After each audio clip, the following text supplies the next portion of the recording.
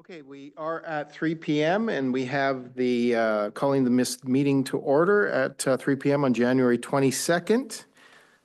We have the agenda in front of us. The District of Sechelt is located on traditional and unceded territory of the Sechelt Nation. We respect the histories, language, and culture of the people of the Sechelt Nation, whose presence continues to enrich this community. My family appreciates their welcoming attitude. I'll call the meeting to order then, and any declarations of conflict to be declared by council members present and or online. Seeing none, I'll move to the adoption of the agenda as presented. Thank you, Councillor Shepherd. Mayor Henderson, all in favor of the agenda as presented? Thank you. Let's then move on to the Royal Astronomical Society of Canada of Sechelt Branch presentation. And I was looking for your name on here. Yeah. Okay.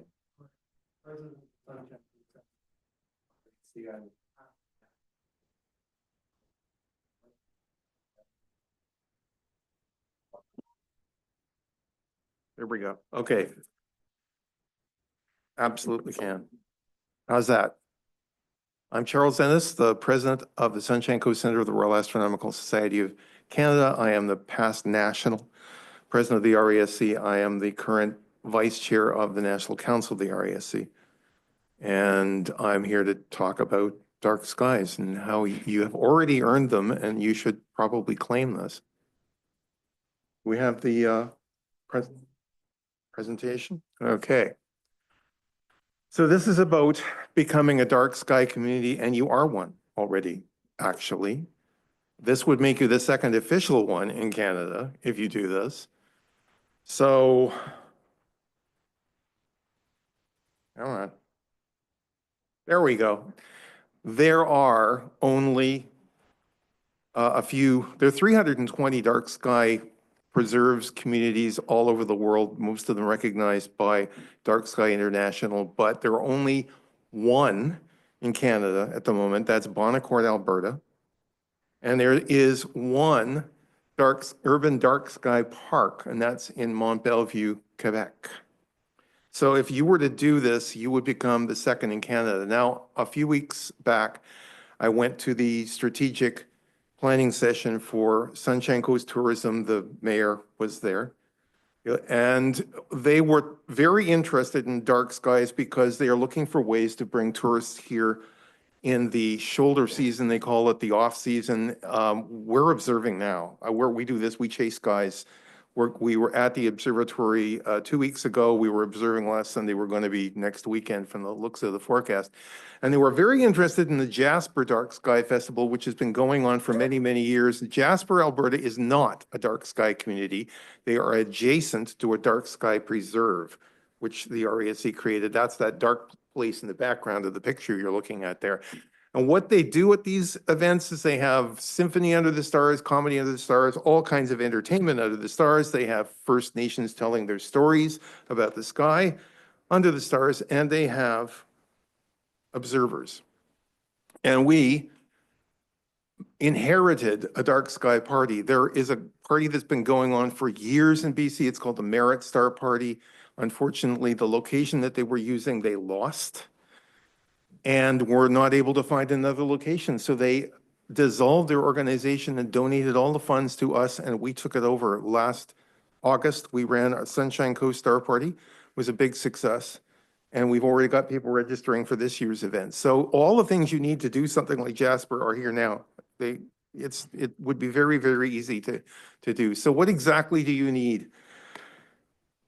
A perfect sky is what we call 23 magnitudes per arc second squared using one of these things. Basically, the reason I'm talking about magnitudes is because with the unaided eye, you can see out to magnitude 6 if you got really good eyes. And with my telescopes, with the big telescope at the observatory, we could push out to 23 if we got a really good sky. And so that's what you're aiming for. For a dark sky park, which is not what you're going for, but it's what's next to Jasper, it's 21.4 is the score that you need. For a dark sky community, that's what I'm telling you you should be doing. You need a 20.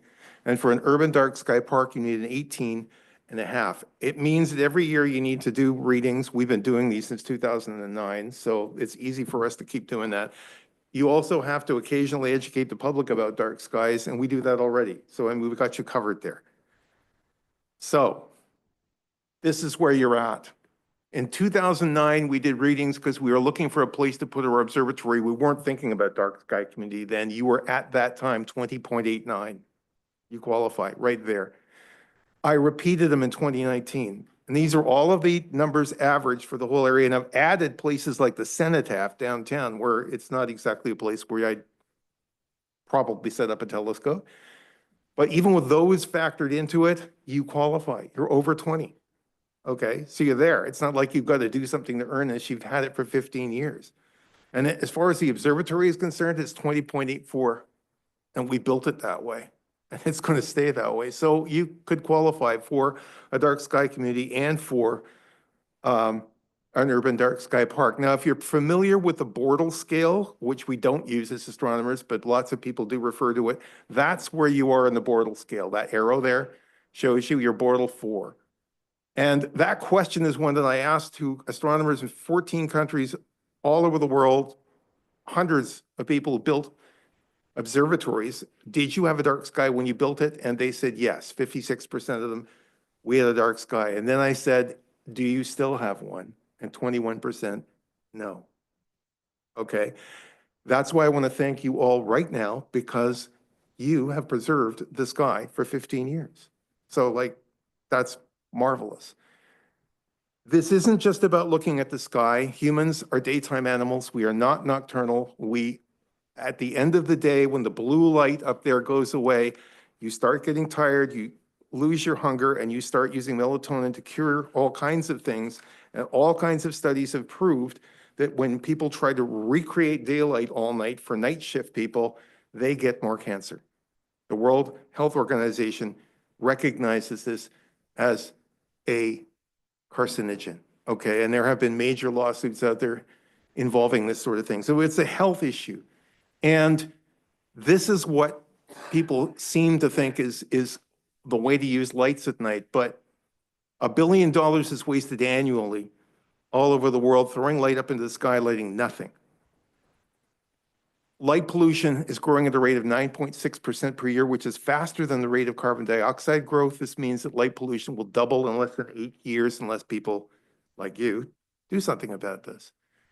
And lighting accounts for 20% of global electricity consumption and 6% of CO2 emissions. In the last 25 years, from 1992 to 2017, the University of Exeter did a study that found that the amount of pollution increased by 49% at least, and maybe as much as 270. It depended on a couple of different things. So what are we trying to do? We're trying to provide a safe and secure environment at night, extend the use of parks and walkways into the night, enhance historic notable features, enhance travel on the roads at night. We are trying to avoid this, light trespass. None of these bedrooms at night are dark because of glare coming in and interfering with people. This isn't safe. You're trying to drive at night and you got cataracts. Using the improper lighting is going to make it impossible to do that. The picture on the right, you can see there's what that light looks like when it's shining straight in your face. When you block it, you can see there was a guy standing in the gate all along. So people say, well, safety trumps everything else. We need more light, right? I was a police officer for 28 years. I was with Econ for another 8. This is a study that won an award. It was done in Kelowna, but I can give you all kinds of other studies that show that if you turn out the lights, the crime goes down. It doesn't go up. If you use the lighting properly, that's what you need to do. More light isn't better. This is a really good example of how not to do it. The light shining straight in your face. Here's another example. Does that guy have a weapon in his hands? Can you see the address? This is what first responders like me have dealt with for years. That isn't safe lighting. This is one of my favorite examples. This is a university in the United States that put in that light to make that a safe place for women to walk down that path because women were being attacked in the night. You see the guy standing there? He's still there. But he's standing at the base of the pole that's supposed to be preventing this. So you can't see him unless I put a circle around him. You see it there? That's how not to use lighting. You put the light in somebody's face, that, if somebody in the house is gonna look at the yard, they're gonna say, hey, I've lit everything. But if you're a first responder trying to get in and help, can't see anything. This is a pair of gas stations and a mall in the dark sky community. Flagstaff, Arizona, one of the oldest. They have a huge observatory there, so they were one of the first to do this. Look at that. It's not turning the lights off, it's using them properly. And if you go down to the Petrocan station right now, it looks like this. It's good. This is what you want. It should be providing a safe, secure environment, creating a safe route for traffic, cyclists, and pedestrians, facilitating the extended use of outdoor spaces. It should enhance things for everybody. It should not be pointing anywhere but down. And you can see the difference here. This is a fire hall where they went to shielded luminaries to put the light down. Now you can see things. This is Fifth Avenue and Prince George, and you can see the full cutoff lights brand new on the left, and you can see the old lights on the right, and you can see all the houses on the right, and you can't see any invasive light on the left because that's where they're using full cutoff lights. This is Seashell Inlet Road. Look at that. You did it right. Perfect. You can see the old lights in the distance, but that's exactly what you've been doing, and it works, and this is why you've kept the sky. It also affects nature. It affects mating activity, affects feeding, it affects navigation. You take the night sky away and replace it with that, and you end up with this. Millions of dead birds because they are flying around lost until they run out of energy. So if you partner with the RESC, and we're already here to do this with you, you can save money through proper lighting practice. You can make money through increased tourism. You can increase safety by eliminating glare. You can increase wellness by eliminating intrusive light. You can protect and preserve our environment, and we can achieve this together. And we've been working on this. That's our observatory now, fully handicap accessible. And if you want to go up there and you don't have a telescope, all you need to do is bring your phone, because we have electronic telescopes and you can look at what we're photographing and take the pictures home with you if you want. Questions? Thanks for your presentation. Any questions of council members?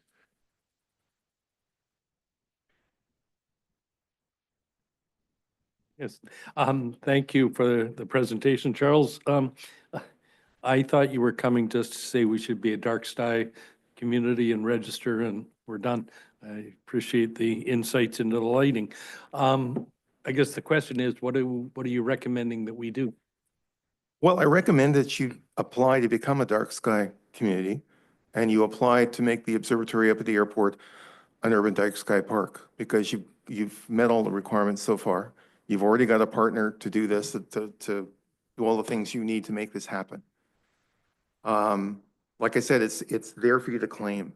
You know, you can take advantage of it right now. There's very little that you need to do. I met with Megan and Andrew on Friday to talk about the actual process of doing it, and they've already connected with the chair of the Light Abatement Committee nationally for the RASC, Bob King. There was a concern expressed about what kind of level of inventory do we need to do this. The inventory stuff that we shared with you was for a dark sky preserve, which is typically a national or provincial park and doesn't have a lot of lights.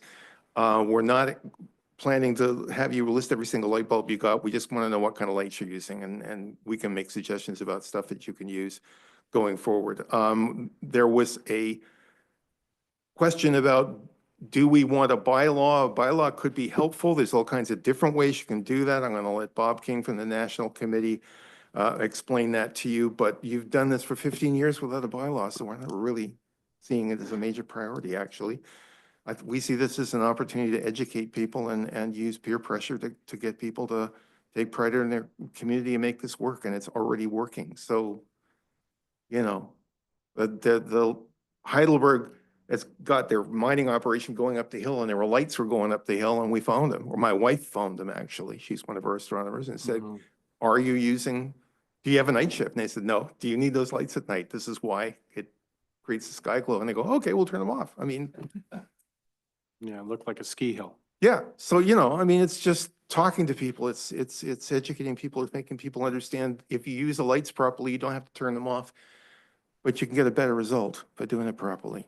None of the vendors on the coast are carrying any of the lights that we'd like to see. And that's because for years, this is what we sold and we're just still selling it, If we go around and talk to them about what we're doing here, I'm sure that'll change. You can get them from the lower mainland. You can order them. It's not like they're impossible to get. It's just, habits. Okay, Counselor Shepherd. Thanks for the presentation. No real questions. I'm kind of hoping that your discussions with Sunshine Coast Tourism turn into a festival. I mean, it sounds like it'd be great for the district. They are really keen about the idea from everything that I've heard so far. And this would be a part of that because it would make a destination to bring people. It would be listed with all of those other hundreds of dark sky communities all over the world and Dark Sky International. So, I mean, you'd get free advertisement there. Yeah. And I guess the other point, as we're just finishing the airport master plan Yes. for the next sort of 20 years, it's ongoing development, just hoping that there's no conflict there as. I don't see one. I've talked to the airport manager, Greg Capel.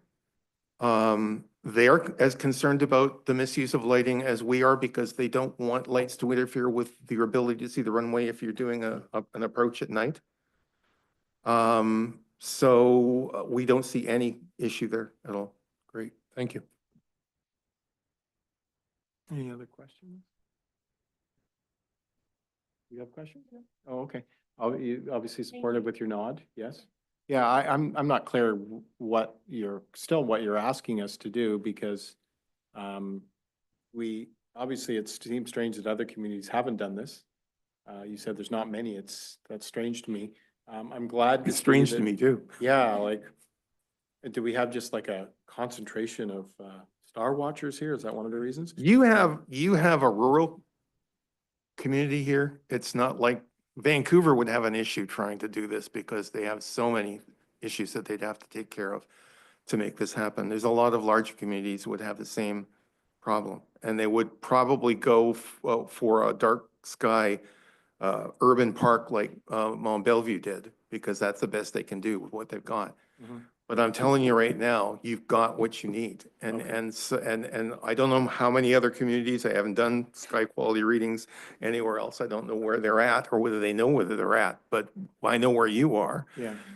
And there isn't any reason why you can't do this. And all it would take is for you to work with the National Light Abatement and Committee of the RASC to make this happen. The national board would have to vote to approve it, but I'm past national president. I can tell you right now they would. Because they all already know what you're doing here. We've been telling them as an RASC center, we regularly report, hey, these guys are doing a great job, like they Okay. know. Okay, good. I mean, you've had some past members that were overly critical of the District of Sechelt. To be honest, they were too aggressive on the cut. I know exactly who you're You thinking know of. exactly who I mean. Very disappointing because He- now you said we're doing a good job. We knew He's, we were. he's kind of a Marvel Comics character that wants to find the offenders, and we have him sort of chained in the corner. And we told him, we appreciate everything that you've done in your research, but that's not the way we want to do this. Good, good. Yeah, it's good. I'm glad that you're supportive of us and the fact that we put something up at the airport that's very well used, because it seems to work easy. Yesterday I was in, I remember, it's ironic you're here because I remember taking my dog for a walk and I looked back towards my house and that would be a great spot for, Megan, don't put any lighting there. It would be a great spot for your kind of approach because there's actually, it's so dark that end of my neighborhood. It was pitch black. I'm glad my dog knows where I live because it's that dark. Councillor McLaughlin. Thanks, through the chair. Yeah, I'm just wondering what month this festival would be in? I honestly don't remember what month Jasper does their Dark Sky Festival. I mean, you could do it at any time you wanted. The thing is, if you are doing it in the summer at the solstice, and that's the shortest nights of the year, and the sun doesn't get more than 18 degrees below the horizon, so you don't get full dark, you get nautical twilight for a period of about a month.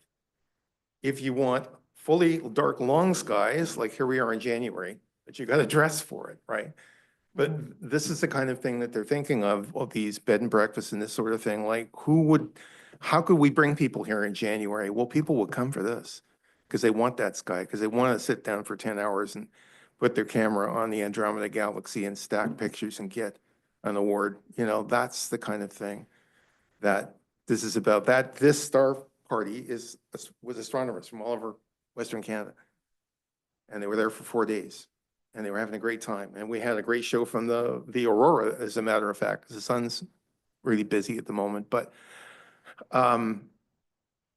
you know, if you could do it at any time of the year. We do outreach for this community all year round. We do daytime observing. We have solar scopes. You've seen us at Canada Day and Half Moon Bay Country Fair and the Wooden Boat Festival. We will show you the sun live.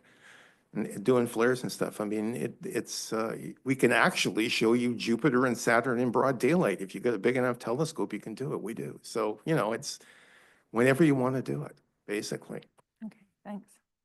Okay, council, questions have been asked and I've asked for clarification. Hope it's clear to council what we need to do if in fact we need to make a motion. I'm not sure about that, not clear. So if you want to I will look to council, and if you want to just proceed to the next item, I will. But if somebody thinks they need to make a motion, we can also do that. Okay, seeing nothing from council, then we'll move to you. Okay. Well, I think I've heard the staff have met with Mr. Ennis, so presumably staff will come back to us unless you really need a motion to come back to us.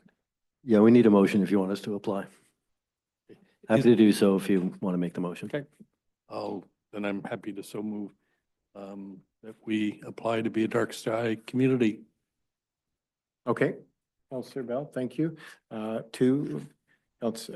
Henderson, Councillor Bell, first and second, all in favor. Thank you, council. There you go.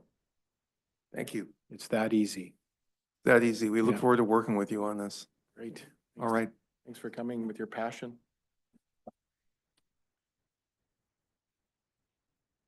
Okay, council, let's move on to the fourth quarter report that's in front of us. I hope we have a number of questions. I'm not encouraging you to necessarily ask staff a ton of questions, but I'm saying there's a lot of work put into these reports. And maybe there'll be questions, public questions on the information provided by staff. What I would ask for is a motion to receive the report, and then we'll have some questions. Thank you. Second, Councillor Shepherd, all in favor? Thank you. The report's in front of us. So the report is in front of us. If we have any questions, committee members?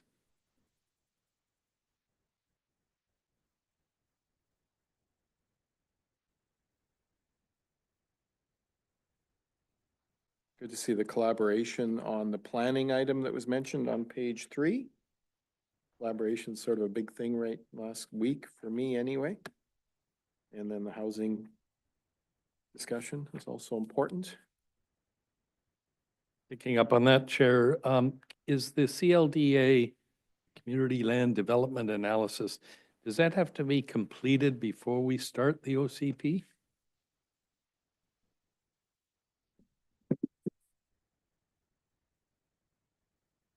Technically, yes, they're covered in the same contract with our consulting services.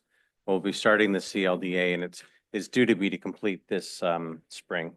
We may need a short extension from UBCM, but it's due to be wrapped up in the next 4 months or so, but it's a part of the OCP project.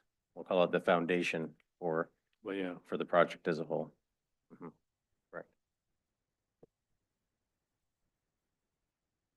Is that clear? Yes? Yeah, Okay. I think it's sort of both, is what I hear. It should be done before, but you, staff are able to get going on OCP in anticipation of completing Okay. CLDA. So Director Allen, that's basically what you said. Yeah, you can do both. Correct. And I Okay. have information I'll be sending out to council as soon as tomorrow regarding upcoming meeting for the CLDA, and we'll be sharing that publicly as well. Okay, great. Including the public is always important. Councillor Rowe and then Councillor Shepherd. had my agenda out at work. Leave it around in case anybody wants to read it. And they did. And somebody asked, oh, where's that Hydro box? Do we actually have a list of where various ones are located with the An art artist or crawl? anything like that? For an art crawl? Well, yeah, somebody said, oh, I'd like to see that. They were talking about this one at Smugglers, or called Smuggler Cove Island Shore, and I wasn't sure. Do we, Thank you for the question. I'm frantically looking on our website, but I do know where the two current ones are. So the Smuggler Cove one is one of our larger boxes and it's right near Cap College. okay, but Uh, otherwise they're on the website? I'm wondering, so I'm gonna go. Oh, look. you're wondering. Okay. All right. Apologies for not having that answer. Okay, thanks. Yeah, I mean, we do have a list of beach accesses, which is similar in this sense of just notable art. I think the beach accesses are art, so maybe that will happen. Okay, Counselor Shepherd. To the chair, sorry, I don't think this is a listed item here, but Downtown Business Association and the grant they applied for, do we have any news of whether they were rejected, were they accepted, ever heard back? I know because it's a big component of staff work involved if they do receive it. Thanks. Yeah, thank you for the question. I believe they're expecting to hear in spring 2025. So I haven't heard anything since the application was put in, but I understand that they aren't expecting to hear yet. Okay, any other? Counselor Bell? And my apology, first of all, amazing. Have you guys been kind of busy, eh? Been doing? Great work. This is fantastic, really, to help, and really talk about what you're getting done in the community. So thank you for this. I was just wondering, and I might have missed it in here, is there anything new on the skateboard park?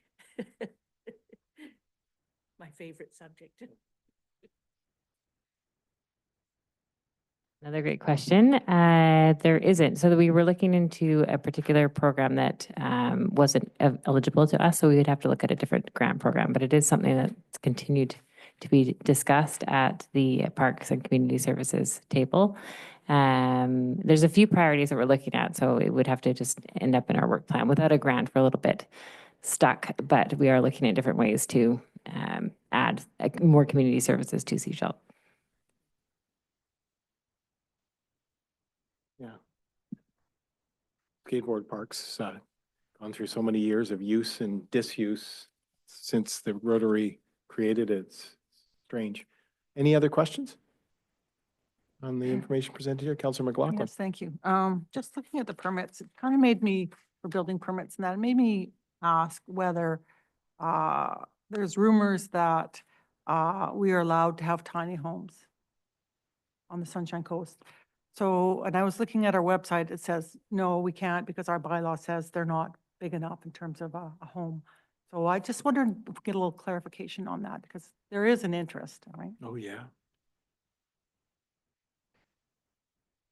Well, let's start with the easy part in that many of our properties in the serviced area are now zoned for 4 dwellings. You can have 4 dwellings. They can be relatively small, but there are some catches there. A dwelling, in order to qualify in the dwelling under the BC Building Code, must have cooking facilities, an enclosed washroom, at least a hookup for laundry. And I think that probably in the past, we've looked into this, that's probably around 285 square feet is the smallest you can do that. But the other key thing is every dwelling unit must be on a foundation that's certified by a professional engineer. And so I think that the premise with a lot of tiny homes is they're on wheels, and that's where they're excluded from being considered a permanent dwelling. So you can have a very small house as long as it's on a foundation and has servicing for either a sewer connection or septic field and the basic code requirements. It's a good question because I think many of us are aware that there are tiny homes on the Sunshine Coast, and there are people living in tiny homes on the Sunshine Coast, and we see them. There's a number in Pender Harbor near the highway, so I wasn't clear. Were you saying we have them in Seashell? No, what I'm saying is that in order to have a small home, Yeah. you have to be on a foundation. And so therefore, the assumption, I think, the common assumption is a tiny home is a house on wheels. What I'm saying is kind of splitting the middle is you can have a small house, but it has to be on a foundation.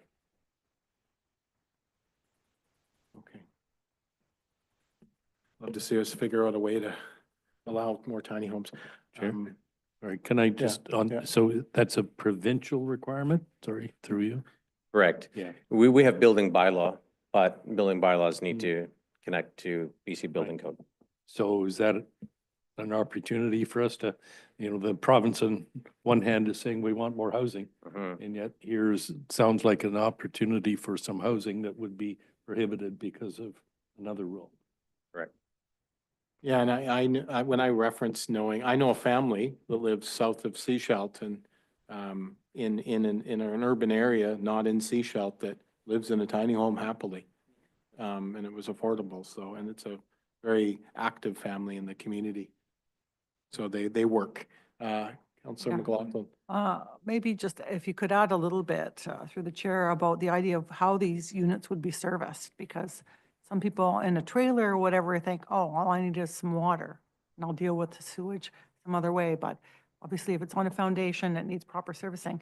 I know for the carriage homes that were done in Vancouver, the issue seemed to be, after they tried to do quite a number of them, was that the cost of servicing hookups and that was so prohibitive that it didn't make it very feasible, so.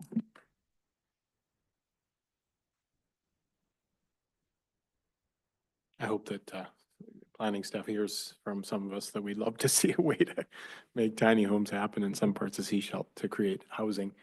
Any other questions on the reports, Councillor Mayor Henderson? Thank you, Chair. This is two-part question on Rockwood. I was pleased to see that we provided space to some artists during the art crawl. Are we reaching out? I probably should look at the website, but do we have provision for volunteer groups to use Rockwood for free or for discounted rates? And the second is, later on, there's a reference to the new commissary kitchen. What are our plans for putting that to good use? Thank you. Thank you for the question. I'll start with the last one. So we did have a number of bookings over the holidays, and we had to delay them or push them into other buildings because of this storm damage that occurs if a tree fell on Rockwood. And so they were particularly using our facility because of our new stove. So that was exciting.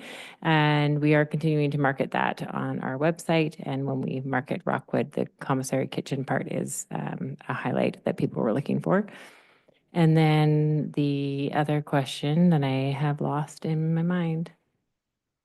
Thank you. Yes, so the volunteer use, we do have a reduced rate for some volunteer groups, but we have to ensure that we have a best practice. So you'd work through Lucy and you'd ask for that application, and then we have given it to groups for free. Yeah, No. there's a non-profit rate is what I'm trying to say. And so the artists in this case would have paid. The artists, I guess, during art crawl would have paid. Yeah, thank you. Mr. Shepherd. Through the chair, so could I get a very quick update on the renovations to the municipal building?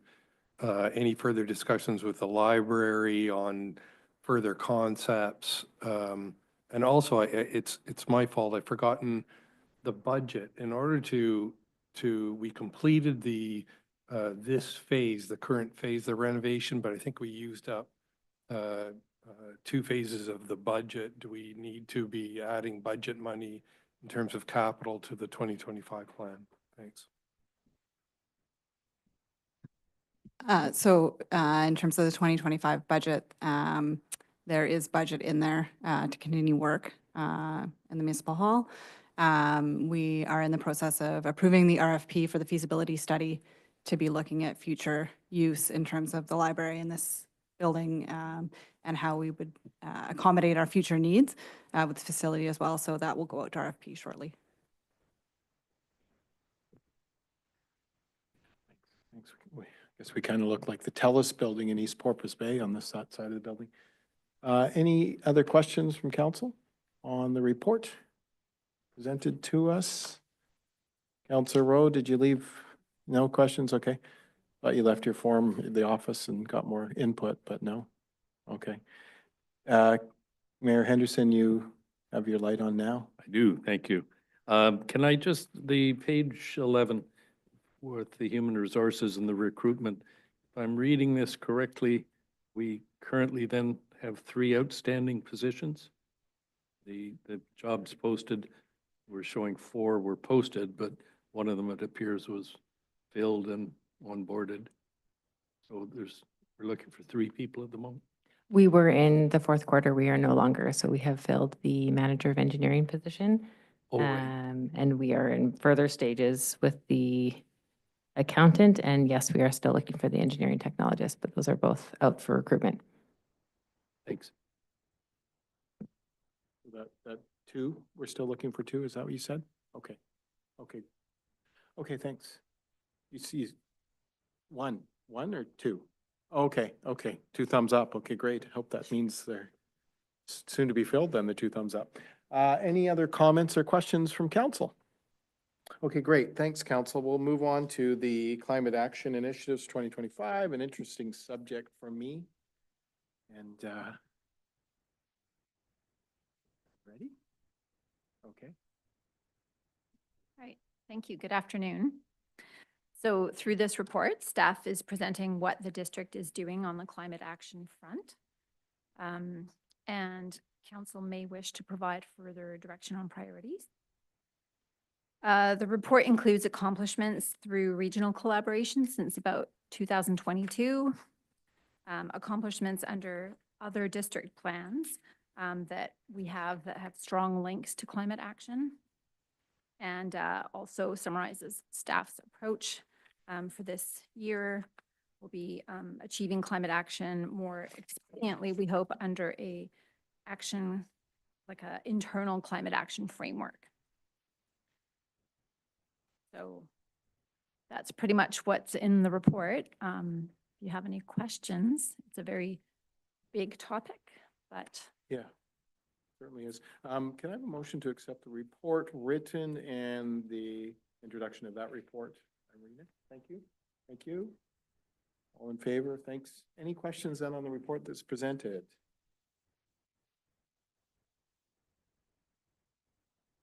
While seeing none, there's no climate change? Oh, okay, there's one, great. If I could get a little bit of a summary of some of the greenhouse gas targets and goals we've had and how that's gone. I don't see any specific stats. Yeah, so the District of Sechelt has some level of climate action targets in our previous official community plan. And it is a requirement by the province to set greenhouse gas reduction targets in the OCP. There is an opportunity to set those again if council wishes to do that through the upcoming official community plan. Just add from the report that we actually have increased our amount of GHGs, so it doesn't sound like we're hitting our targets. Yeah, I don't believe Sechelt had very specific targets, No. the way they were laid out. It is a difficult thing to do. I understand that many municipalities, even around the world, set targets, don't quite meet them, other than a few real leaders out there that are bringing them down tremendously. So it takes a certain amount of resourcing and monitoring and reporting, measuring, all those things. Yes, we're a small municipality, so I don't know, I mean, it should make it easier in some ways, but on the other hand, you don't know if you're going to see the benefits. And I think we also have in here an idea of bringing forward perhaps some more of a plan for Sechelt, our own climate action plan. I don't know if you want to add to that, how you see that might be happening with the OCP changing and that, how we can frame that if we want to move forward with that. Yes, we could.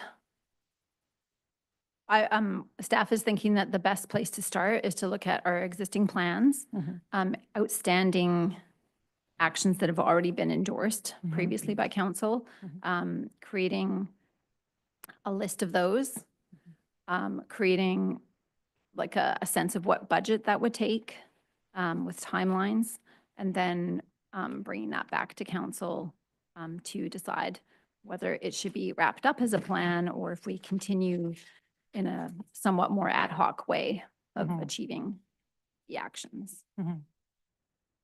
Good to hear. Look forward to that. Thanks. Yeah, I'm not, I read the report. And thank you again for presenting. I don't see, I think we need to do better. And what I'm reading in this is that staff needs direction. And you're nodding very heavily there. So you, obviously we do, you know, it's clear that staff needs direction to move on this.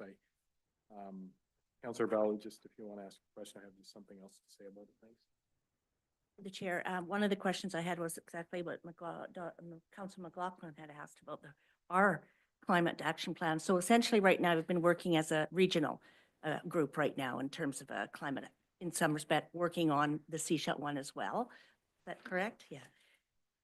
Yeah, I Yeah. would say that the best document that we've been working from to achieve climate actions is the Integrated Community Sustainability Plan, because a large amount of those are actually climate related. Okay.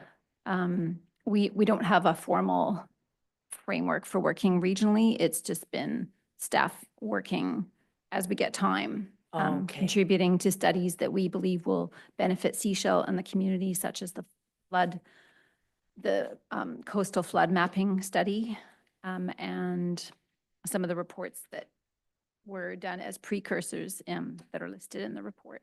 Okay, great. So based on the work you've done so far, and I know it's been a lot, and not to put you on the spot, but is there any sort of a sense of urgency that you're seeing here in terms of for Seashell? Add a little pressure to. Well, yes, Yeah. the introductory paragraph is basically presenting that this is an extremely difficult subject, extremely important. The science is showing that we're not doing so well on global warming, and it really takes action at every level, doing what we can. So I think that Seashell could be doing more on this by, you know, that I think that is something that we would bring forward if council was interested Yeah. in a more specific climate action plan. Otherwise, we would continue to achieve the actions that are in our other plans, but we also need to know where is the priority on some of Yeah. those. Exactly.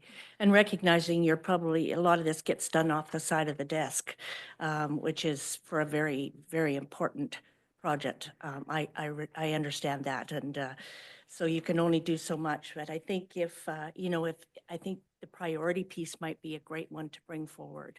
And if there's one thing we need to concentrate on and look at from a resource perspective, that might be helpful for us.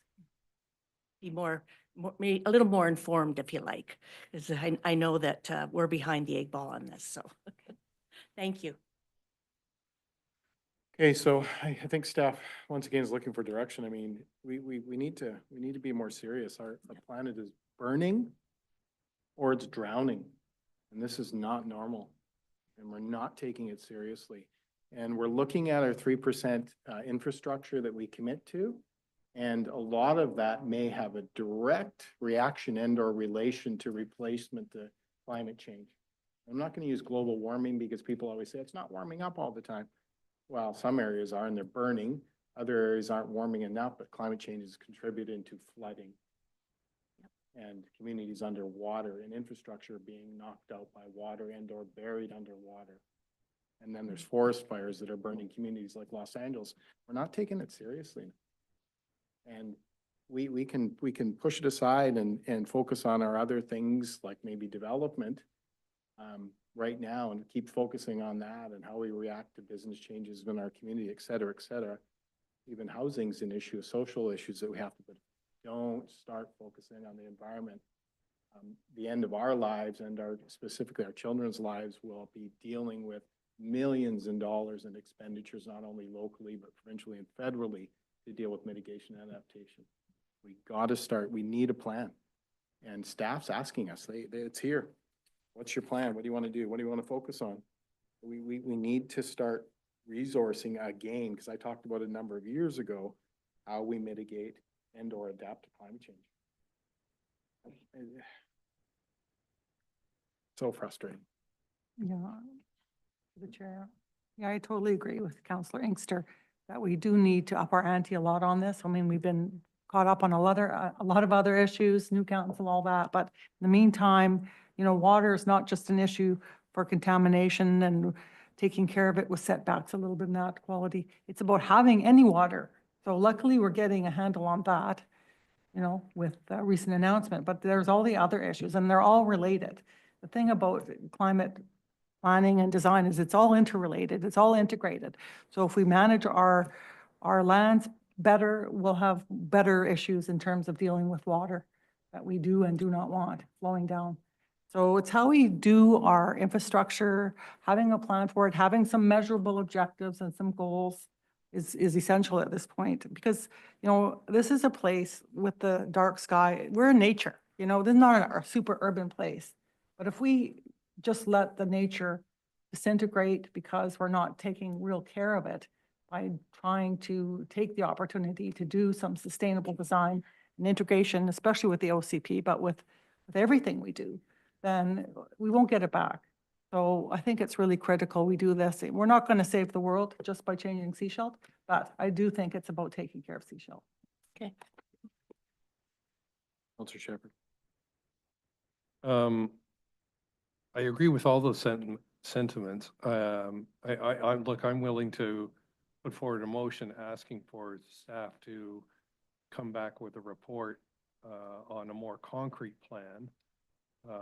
I just find it the irony of us in the morning trying to cut back on staff resources and spend less where we can, and then in the afternoon asking for motion to expand staff's you know, work plan. But I acknowledge it's a really important issue.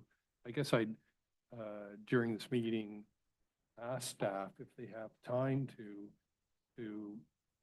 come up with a more formal plan on reducing GHGs and so forth. Thanks. So that's a question to staff then? I'm not sure where you're directing that, though. Maybe through the administrator in some sense, and how we approach this. Is that where you're? Sure. Yeah. Well, of course, we'll do whatever you'd like us to do, and we'll adjust the program to fit this in if it's a higher priority than something else, and we can certainly come back with something else to sacrifice to do it. Or we can do it over a longer period of time, just trying to fit it in. Sorry, there's so many thoughts on it, but if I could just add to that in order to get, I think, infrastructure funding, I think we will need to have such a plan to show that we take sustainability and long-term decisions very seriously. And also that we're integrating throughout the region with what we're doing and collaborating and getting other partners together to move along. Because it seems to me that's the magic recipe for getting some funding and getting proper things done. Okay, Councillor Bell, you're a little preempted there, but what was your comment? Councillor Bell? Yeah.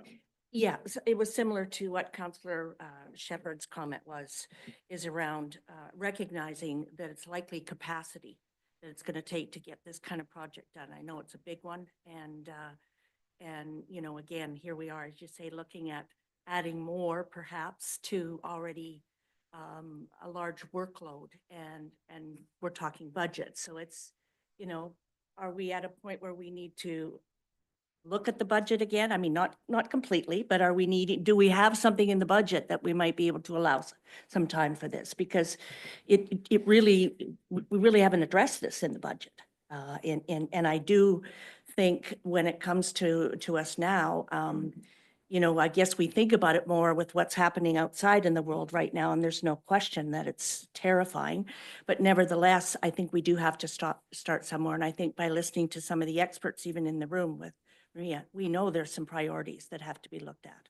So if there's something that we as a community need to look at, and we're not aware of what that priority might be, we need some help with that. But perhaps we need to bring that to the table at this point in time and to see whether that priority needs to be addressed while we're in a budget time. So I'm just bringing it out. I don't know what that looks like, but I'm just, I'm getting the sense we need to look at this, discuss this further as to whether we might spend some time on this in terms of a budget item. Do we need to add a little staff time? That's what I'm asking. So the question may be, come back, maybe as I think you asked that, perhaps come back to us with a report in terms of what it might take to look at the priorities even at this point, and perhaps some action steps. Can I ask that of staff? And then we can look at whether that needs to be looked at in terms of the budget. Okay. Is that ask work, or do you need more?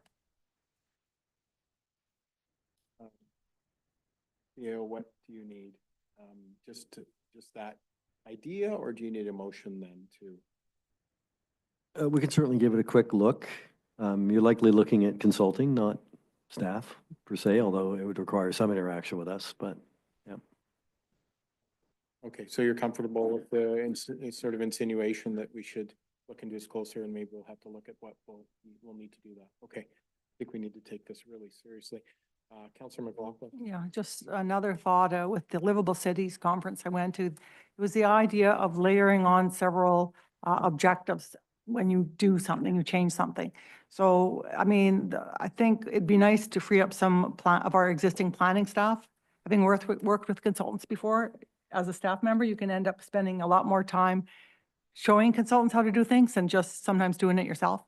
So, perhaps we can look at the load of work for planning and focus maybe on multifamily development applications as a priority, and some of the sustainability planning, and reduce our emphasis on doing single-family homes, because we have a lot of single-family homes here, but the objective is to meet the housing objective, the financial objectives of limiting what we spend at the district, and also getting a sustainability plan started.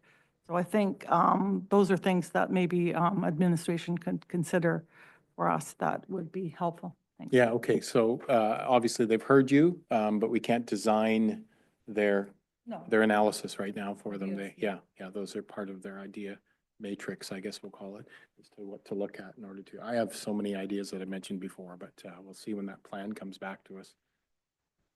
I've talked about it, like canopy, community canopy that we don't have enough of, urban forests. Any other thoughts? I just want to make a final comment. I want to also say, I really do recognize that there is a big workload. I just want to make sure that this is on the plan somewhere. This is in the plan. And if there isn't, even if it is to look at the 1 or 2 priorities and just make sure it's on the table for us to know about, perhaps look at a budget line. I'm not sure, but that's the only thing I want. I think it's just a matter of making sure it becomes a priority. Thank you. Thanks, Councillor Bell. I think staff has heard how to maybe sort of consider the feelings of council. Thank you, Chair. A couple of things. One, I was curious, sorry, the page is page 31, I believe. Yeah. There was a sentence about funding from natural resources. Does any of that flow through to us, or is that funding provided just to ICLEI? So then it's up to us to contribute our resources, typically staff time, to meet with all these groups. Okay, thank you. And then the other one for council, I suppose, you know, I notice on page 33, there's 16 items that have been listed that are things that we are already doing. No. So, you know, I guess part of, they're supported by existing district plans. So go ahead. I'm sorry, Chair. If I may. That list, some of those things we might be touching on, but that is the list of things that we could be doing and that might form the start of climate action planning in a more concise way. Like those were some ideas that have been discussed with staff that are experts in the different areas, and that might be areas that we could investigate further and assign budget where needed, and timelines, and like just scope out more of like what would it take to achieve some of those things.